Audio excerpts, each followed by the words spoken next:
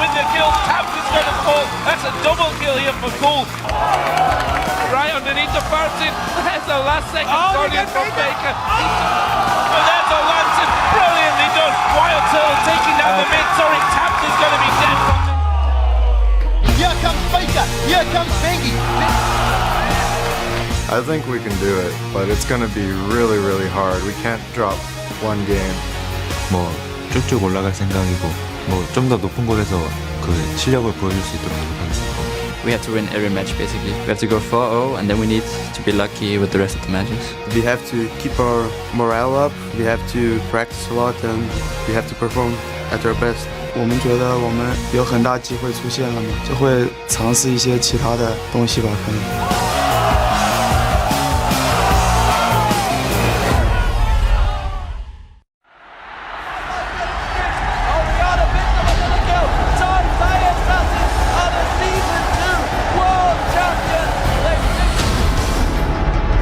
The road to the biggest event in esports begins right here.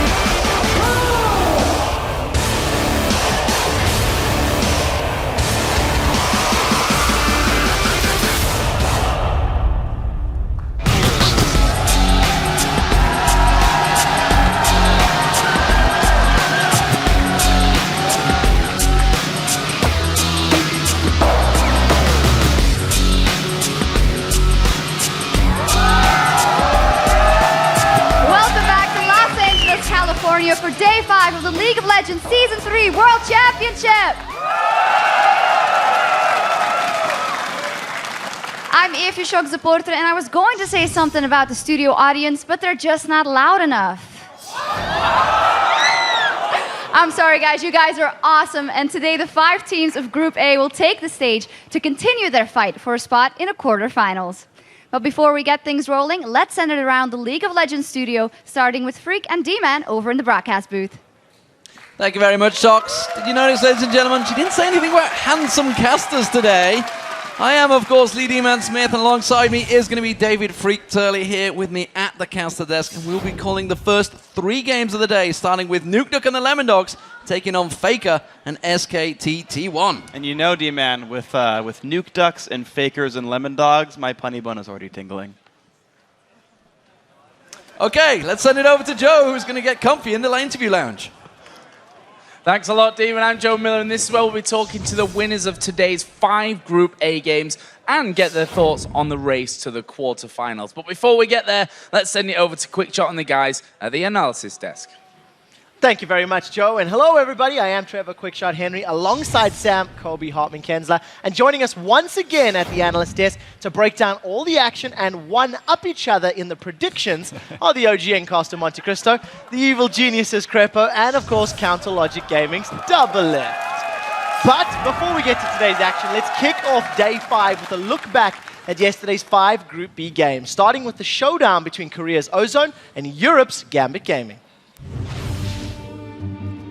Day 4 of the Season 3 World Championship kicked off with Samsung Galaxy Ozone looking to right their ship. Now the blood well has reactivated. It's now Diamond flashes in for the kill. First blood is secured for Danny. It's now Alex forced to flash over the wall. And that's a 2-for-1 in favor of Ozone. After after being poked down for most of the game, a desperate Gambit forced and lost a fight. Ozone would go on to win their rematch against Gambit without breaking a sweat. Dandy is the first target. Requiem being channeled from out of the back line. We do see Gambit securing the first kill of the fight as the Bloodwell has been popped. Genji was forced to run away. He was basically singled out by Looper. This is a 2-for-1, and now all of a sudden, Alex is in trouble. He's forced to exhaust data. He throws out the hourglass, but it's not going to be enough as Mata secures the kill. Well, ladies and gentlemen, Ozone have bounced back. They have earned revenge against Gambit. Completely controlled this game. Up next, Xpika's Ari was too much to handle in Fnatic's matchup against Vulcan. Yellowstar's been able to save Pushy for a while. He does flash, gets away from the cocoon. Tower damage is there. The barrier bait is up. Now the tower turns onto Bloodwater. First blood is secured, but look in the background. Pekka's used the teleport. He's been able to pick up one. Now barrier is down. Pekka's low on mana. Zuna dropped to 150 HP. Final rush is going to be enough. Pekka with the double kill, 3-for-1 to Fnatic. And with the win, Fnatic take a commanding lead in the Group B standings. Glacial Doom comes out. Now the arrow does catch Sid. That is immense. There's been no Hemo Plague yet. They've traded mid laner for support in mid lane. Now Sid forced backwards. The Hemo Plague was out, only catching Bushu. That's not going to be enough to kill him. Psycho Sid's going to be the next victim as we do see the Cell division coming up. Cyanide has got a double kill in the background, and Zuna, the only member of Vulcan to survive. Vulcan calling it quits at 21 minutes, 30 seconds. Fnatic now convincingly in the lead of Group B.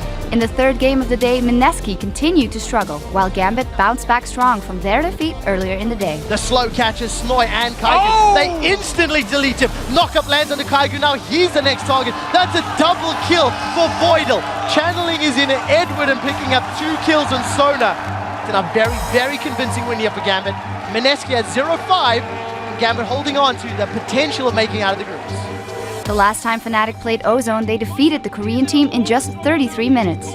This time, behind not 1 but 2 quadra kills, it took only 25 minutes for Fnatic to force a surrender out of Ozone. Peke comes in to try and clean things up. Lupa going very low. Him and Cyanide battling as there's a triple kill for Peke, and I've got a feeling it's not over. Lupa going to have his passive pot, but it's not going to be enough to keep him alive. This is going to be the first ace of the game for Fnatic. Now they turn on towards him. Cyanide's passive pop. Dade, he's had to walk away as Imp will go down in the end, and they die for Dade as well. That's going to be 4 kills for Fnatic, and surely the game with that quadra from Soas. The surrender from Ozone, and that was another dominating performance by Fnatic against Ozone. With nothing to lose, Mineski were trying to play spoiler in the last game of the day, but they could not spoil Vulcan's nearly perfect start. Zuna comes in from the backside. Snoy in trouble. Smithy flashes out. Exo now getting locked up. He's already used his barrier. Can he get away? There's a flash over the top. Mindcloud, yeah, he gets away as well as the grasping root landed. There's a stun card. TG's a dead man. Sid picks up another kill for Vulcan. And Vulcan would have no problems on their way to the win, keeping their quarterfinal chances alive. There it is, he's on the fountain, but he's pulled it nonetheless. Yume goes down, triple kill for Zuna. And Vulcan pick up a very one-sided victory to keep their hopes alive. Gotta feel good there for Vulcan. They need to take the momentum from this game and move it throughout the rest of the group. Some incredibly strong performances from yesterday's games, especially Fnatic. Yeah, I do love me some Assassins. Yeah, I can't give them 2 of them. And with only 2 games apiece left for the teams of Group B, let's check out the fully armed and operational standings. In first place, it is Europe's Fnatic, who's just 1 win away from clinching a spot in the quarterfinals. In second place, it's Gambit Gaming, with Vulcan and Ozone 1 game back in third. And finally, there's Team Mineski, who's still looking for their first win of the tournament. Now, Fnatic looked great yesterday, and unless they lose both of their games on Saturday, they are in the quarterfinals. Of the other 3 teams in contention, Gambit, Vulcan, and Ozone, who do you guys think is looking the strongest from yesterday's matches? Let's start this off with Kobe. Well, I have to say, technically Gambit are ahead. They're 1 game up, so if they win their games, then they're in. Crepo, what do you think? Yeah, Gambit's playing against Fnatic and Vulcan. That's not going to be easy. I mean, that's probably realistically going to be a 1-1 record coming out of that. So they actually still have a chance to get into a tiebreaker with Ozone. But then still Gambit takes it, I think. Ozone's not looking sharp enough. Yeah, I agree. I said I'd give Ozone that 1 more chance, and they did well against Gambit, but they fell back into some pretty bad habits against Fnatic, and at this point, I'd much rather see Gambit go through because I think they're going to offer better quarterfinal games than Ozone. But Ozone does play Vulcan and Mineski. They should be able to take up a 2-0 there. So I think we may end up in some sort of tiebreaker situation between Gambit, and that will be really exciting. Yeah, and just because they're playing Mineski, which is like a free win, they just have to beat Vulcan, really, and that should be pretty. I mean, like, I just give the odds on Ozone to go 2-0, but I think Gambit is going to go 1-1, losing to Fnatic, because historically they've always lost to Fnatic, right? So that'll just put them at a tie, 5-3. Yeah, and also just to talk about this, that all three of you guys have mentioned the tiebreakers. If a tiebreaker does occur, they will play a tiebreaker match. Crep will be very familiar with it, as will many of Don't know what you talk about, Trevor. Yeah, many of the guys have watched the EU LCS. But before we get to tomorrow's exciting conclusion for Group B, we do have 5 more Group A games tonight. Let's take a look at the standings heading into those matches. OMG is on top with a flawless 4-0 record, and if they can win their matches against Gaming Gear and Team Solo Mid tonight, they earn a spot in the quarterfinals. In second place, it's Korea's SKT-T1 with Team Solo Mid sitting in the middle of the pack. And rounding out Group A are Europe's Lemon Dogs and Lithuania's Gaming Gear. All right, it has been a couple of days since we've seen the teams of Group A on the Rift.